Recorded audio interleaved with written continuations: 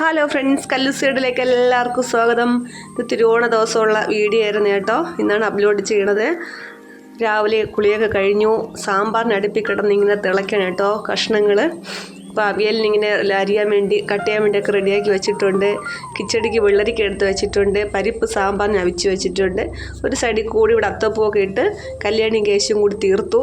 അപ്പം പച്ചക്കറിയൊക്കെ അവിടെ ഇരിക്കട്ടെ വിചാരിച്ചു. തോരന് വേണ്ടി ഇങ്ങനെ മൂപ്പിച്ചുകൊണ്ടിരിക്കുകയാണ് കേട്ടോ. കൊടി അടുപ്പിൽ വെച്ചു. അപ്പോൾ നല്ല മൂത്ത് കിട്ടുമല്ലോ. ഇത് അട വയ്ക്കാൻ വേണ്ടിയാണ്. വെള്ളം തിളപ്പിക്കാൻ വെച്ചിട്ട് അടയൊക്കെ നല്ലപോലെ ഒന്ന് ഉടച്ചെടുത്തു. വെള്ളം തിളയ്ക്കുമ്പോൾ അടയിട്ട് കൊടുക്കണമല്ലോ. അന്നും നേരത്തെ ഇട്ട് കഴിഞ്ഞാൽ അട കട്ടയാവുമല്ലോ. അപ്പോൾ വെള്ളം തിളച്ചു. അപ്പോൾ ഞാൻ അട ഇങ്ങനെ വിതറി കൊടുക്കുകയായിരുന്നു കേട്ടോ. അതിൻ്റെ അകത്ത് ഒരുമിച്ചിടാൻ പറ്റില്ലല്ലോ, അതുകൊണ്ട്. അപ്പോൾ നമ്മൾ അട വെന്ത് കേട്ടോ. അപ്പോൾ ഞാൻ വെന്ത അട അങ്ങോട്ട് മാറ്റിയിട്ട് അതിൽ തന്നെ ഞാൻ ശർക്കര പാവ് കാച്ചാൻ വേണ്ടി വച്ചിട്ടുണ്ടായിരുന്നേ.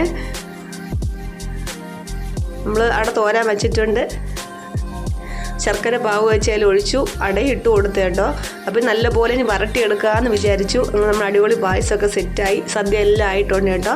നമ്മൾ പരിപ്പ്, അവിയൽ, തോരൻ, കിച്ചടി, സലാഡ്, മാങ്ങ, നാരങ്ങ, ഇഞ്ചി എല്ലാം അടപ്പായസവും സേമിയായിരുന്നു. എല്ലാവരും കൂടി ഒരു അടിപൊളി സദ്യ തട്ടിയെന്ന് പറഞ്ഞാൽ മതിയല്ലോ. അങ്ങനെ ചെറിയൊരു വീഡിയോ ആയിരുന്നു കേട്ടോ. അപ്പോൾ കാരണം വലിയ രീതിക്കൊന്നും വീഡിയോ എടുക്കാനുള്ള സമയം എനിക്ക് കിട്ടിയില്ല. കേശു വീഡിയോ എടുക്കുന്ന കാരണം വാരി ഒഴിച്ചതും കഴിക്കുമായിരുന്നു.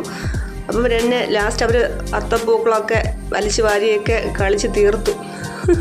അല്ലെങ്കിൽ കേശും കൂടി. ഈ വീഡിയോ നിങ്ങൾക്ക് എല്ലാവർക്കും ഇഷ്ടമായെന്ന് വിചാരിക്കണം കേട്ടോ. ഈ വീഡിയോ നിങ്ങൾക്ക് എല്ലാവർക്കും ഇഷ്ടമായി നിങ്ങൾ എല്ലാവരും ലൈക്ക് ചെയ്യുക, ഷെയർ ചെയ്യുക, സബ്സ്ക്രൈബ് ചെയ്യുക, സപ്പോർട്ട് ചെയ്യുക. Okay, bye bye, see you, Tata.